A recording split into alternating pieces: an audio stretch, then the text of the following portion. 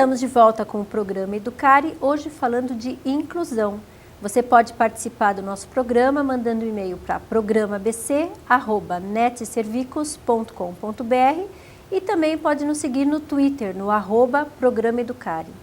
Cristiane, a questão da formação do educador que vai lidar com essa criança a ser incluída, eu acho que é o maior desafio de todos, não é? Sim, é. Hoje as universidades já têm um pouquinho mais específico para a área da inclusão, né? Mas há muitos anos atrás isso não existia. Então os professores que nós temos hoje, ele tem que se reciclar, ele tem que procurar cursos, o Estado tem incentivado seus professores a isso. Por quê? Porque o aluno chega para você como um presente. E aí você, a maioria das vezes, olha para ele e fala, o que eu faço agora? Né? A dificuldade que eles têm, a maioria das escolas não passam, por exemplo, o que ele tem, de onde ele veio, que história de vida ele tem, o que é aquele aluno, né? E a gente não fala, é interessante você saber a história de vida ou um diagnóstico, porque você tem ali uma regra que você vai seguir, não, mas você tem um caminho a caminhar, que não é o limite, mas é o início.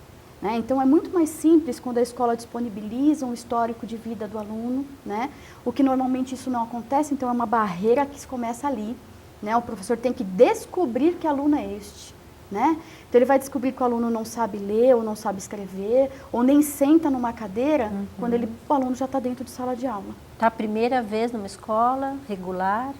E ele é colocado ali. Então, tem aquele que não fica dentro da sala, tem aquele que joga as carteiras, tem aquele, em compensação, que fica sentado numa cadeira e não se mexe, né? Tem aquele que tem uma deficiência visual e você nem sabe, às vezes, né? Então, assim, são exemplos muito comuns na inclusão. E faz falta este caminho, né? Que é informações que a família tem, que são importantíssimas para o desenvolver da criança, né? Então, o professor... ele não precisa ser um especialista, mas ele tem que ser um conhecedor da área. Ele tem que se esforçar, ele tem que procurar cursos, ele tem que ler, tá tudo aí, né? Dá para procurar, dá para mexer. Quantos não batem na porta da gente e fala, olha, eu tenho um aluno assim, assim, assim, como é que eu faço? Dá para fazer. A gente pensa, a melhor forma são estratégias. Então, assim, o professor, ele sempre monta a atividade e para a sala toda ele tem uma única estratégia de aplicar aquela matéria. Para um especial, ele vai ter que ter 3, 4, para cada coisa que ele vai dar, porque se ele tentar uma não der, ele vai tentar outra, não deu, então isso vai. Então, estratégias, ou seja, criatividade, é o que o professor mais precisa ter no momento de inclusão. E aí entra também o papel da equipe pedagógica da escola, né? Porque o professor, ou vários professores, aí entra a questão de um coordenador pedagógico, de uma pessoa... A gente já comentou essa questão de que encarece, mas assim... Se a escola se propõe a fazer, não pode fazer de qualquer jeito. Exato. Tem então, que fazer assim, para valer. Porque pegar o aluno e colocar na sala e falar, olha, eu tenho inclusão, eu tenho um aluno aqui que ele está incluído. Ele está incluído ali sentado só. Exato. Socialmente. Para falar que ele frequenta uma escola regular, só. Porque nenhum trabalho efetivamente é feito para que ele possa se desenvolver até o limite da onde ele pode se desenvolver. Né? É exatamente isso. Então, assim, a equipe é fundamental. Ela não precisa estar na escola 24 horas, mas ela precisa fazer parte da escola, né?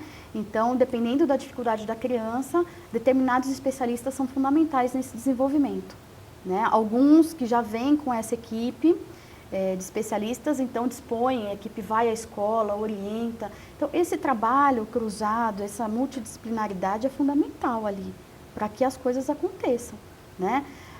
A gente tem que pensar no bem-estar do nosso aluno, né? E o bem-estar dele não é só social, ele está ali para aprender. O educacional tem que existir, né?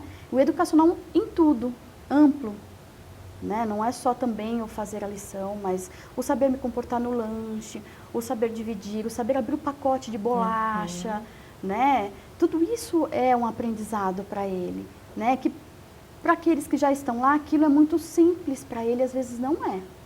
Né? A gente tem que trabalhar isso. E uma coisa que até eu vivenciei no tempo que eu trabalhava em escola, o quanto às vezes se cria uma expectativa errada para os pais, assim, a partir do momento que seu filho estiver numa escola regular, daqui a um tempo ele vai estar normalizado, digamos assim, nas funções dele. E não é o que acontece. Então, acho que isso é uma coisa assim, que tem que deixar muito clara para a família, para assim, olha, no caso era uma menininha com síndrome de Down. Ela não vai, pode ser que ela consiga ser alfabetizada, pode ser que não. Não tem assim, mesmo com o diagnóstico médico, falar ela vai conseguir ou não vai conseguir. Então, essa expectativa que se cria na família, às vezes, é perigosa, né? É perigosa e, na verdade, assim, tudo que a família gostaria de ouvir, né?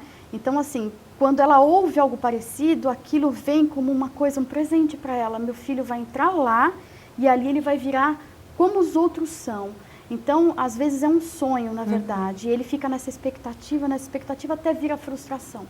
Até o momento que ele fala, não adianta, não vou conseguir, né?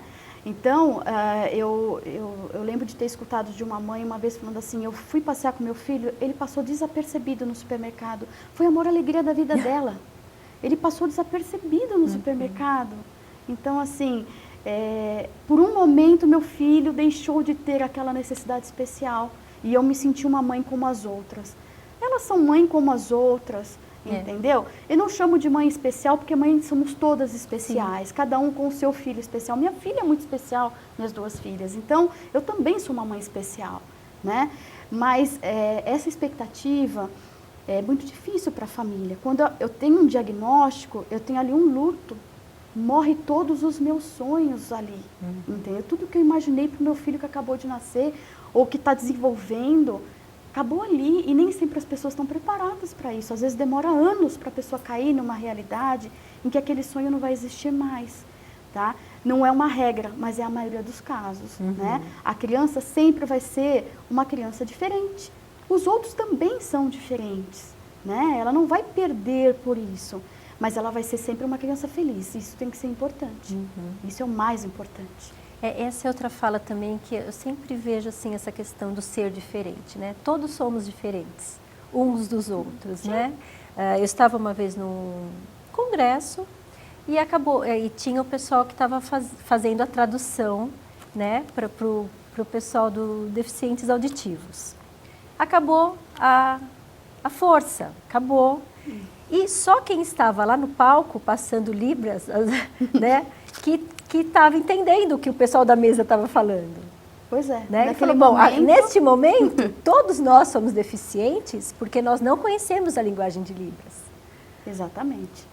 Então, eu acho que assim, diferentes todos somos, né? Especiais todos somos, cada um com as suas necessidades especiais. Eu também tenho as minhas filhas também têm. Mãe especial também somos todas, né?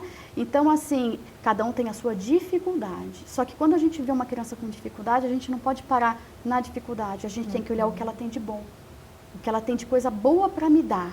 É ali que eu vou investir. Né? Então, no potencial que aquela criança tem, sempre tem.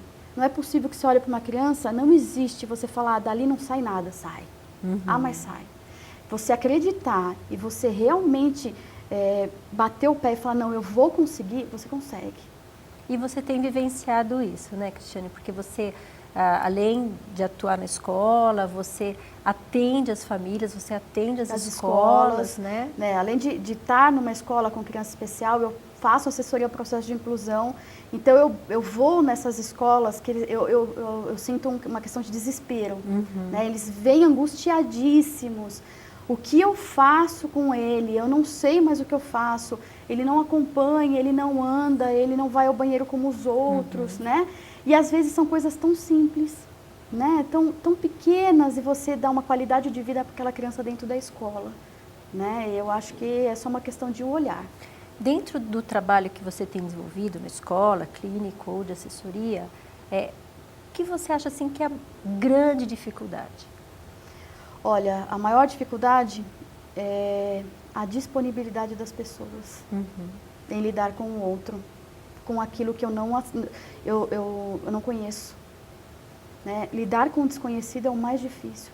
As pessoas têm um pré-requisito ali, a dificuldade está ali no meio, entendeu? Eu nem tento, só de eu ver aquela criança por fora eu já tenho um medo. Então, este medo de lidar com o outro e de não querer conhecer, de não dar oportunidade de tentar, eu acho que é o maior desafio aí. Isso em relação a professores, A todos. as famílias, família, professor, dos, digamos, iguais. Escola. Né? Na verdade, tem muitos casos exatamente isso. Quem sofre é a escola, porque os pais dos alunos, daquele que está dentro da sala, que tem um especial, que impõem a condição de eu não quero meu filho na mesma sala que aquele menino. Porque se tem o outro pensamento, se o meu filho estiver com essa criança, ela vai passar a ter o mesmo comportamento.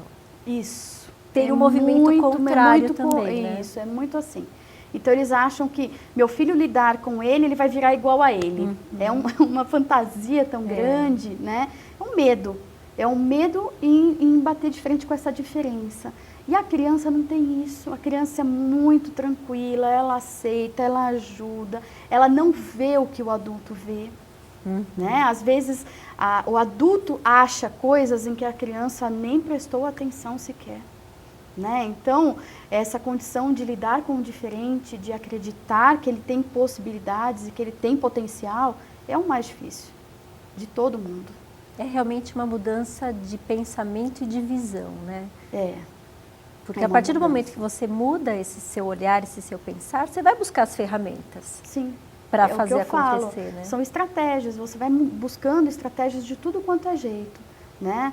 O que acontece muito é que a escola hoje, ela tem uma teoria pedagógica e ela segue aquilo puramente. Quando você bate de frente com uma inclusão que tem dificuldades pedagógicas, às vezes tudo aquilo que você aprendeu e você aplica para ele não funciona. E eu não consigo ser flexível ao ponto de perceber isso e mudar a minha estratégia. Né? Às vezes eu acabo batendo na tecla e por isso que as coisas não andam. A gente tem que ser extremamente flexível. Porque lidar com o outro não é fácil. Agora, lidar com o outro com dificuldade é mais difícil ainda. Então, você tem que saber flexibilizar tudo. O teu conteúdo, o teu currículo, adaptação de currículo, estratégia, objetivo, tudo muda. É tão simples quando você produz uma estratégia, um objetivo para a sala inteira, e quando você tem que fazer para a sala inteira e mais um. Ou mais dois. Ou mais dois, né? Então, Aí isso vai. é complicado, demanda tempo, demanda trabalho, conhecimento. Então, são coisas que nem sempre as pessoas estão disponíveis. É verdade. Bom, quem quiser entrar em contato com a Cristiane, pode mandar e-mail para cristiane.perini@nucleocrerser.com.br e o telefone para contato é o 11 4332 2346. Muito obrigada por estar conosco. Te vejo no próximo Educare. Até lá.